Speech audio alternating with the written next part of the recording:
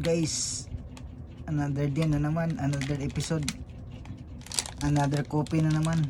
At sa hapong itong nahuli natin na twin pack. Baliktad pala to, twin pack, no? Kopi Juan, Blanca Kopi, twin pack. Meron din palang Blanca itong Kopi Juan, no? Dahil kopi is like, tirahin natin to. Subukan ito ang lasa nitong Kopi Juan na Blanca. Isa lang muna ating timplahin. Ito ng tunog, oh. Alam na.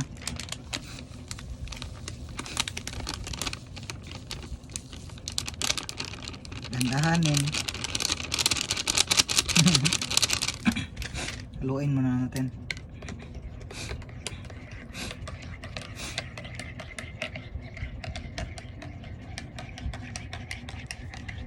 Basta mga Kopi Juan gani sa dalir na grocery mapalit.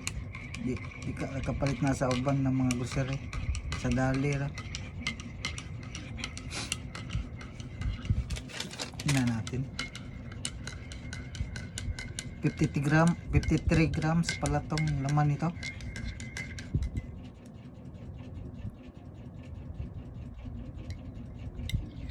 Tikman na natin ng lasa kayo nito.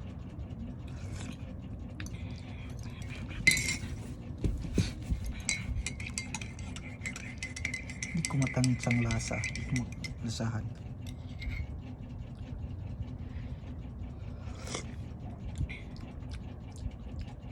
Kaiba ang lasa niya. Nanibago na naman ako dito sa Blanca na to, ang Kopi Juan na Blanca.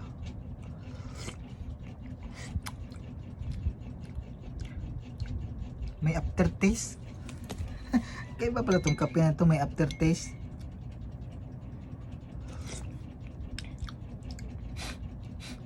Una parang malabnaw, pero pag katagalan parang okay naman.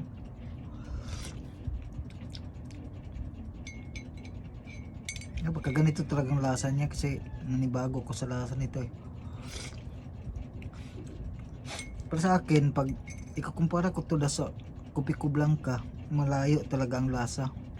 Panalo talaga yung Kopi ko Blanca kumpara dito.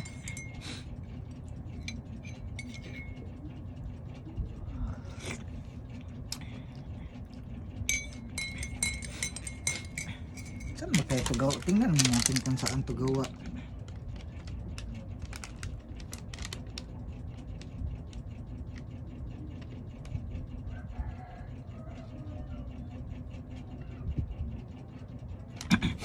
Sa Philippines, ang Batos Cavite lang pala ito ginawa. Kala ko sa ibang bansa to.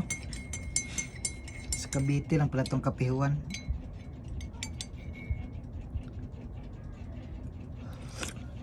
Sana may kape din kayo dyan para masabayan niyo kung magkape sa hapon na to.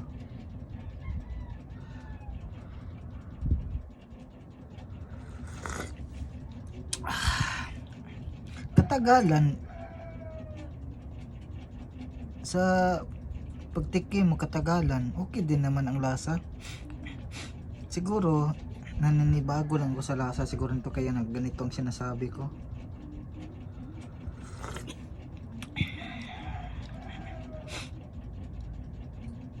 Bago talaga ako sa lasa. Kaya ikaw, kung gusto mong malaman ang lasa nitong Kopi Juan na Blanca, tikman nyo na to. Okay din naman. Kape na tayo.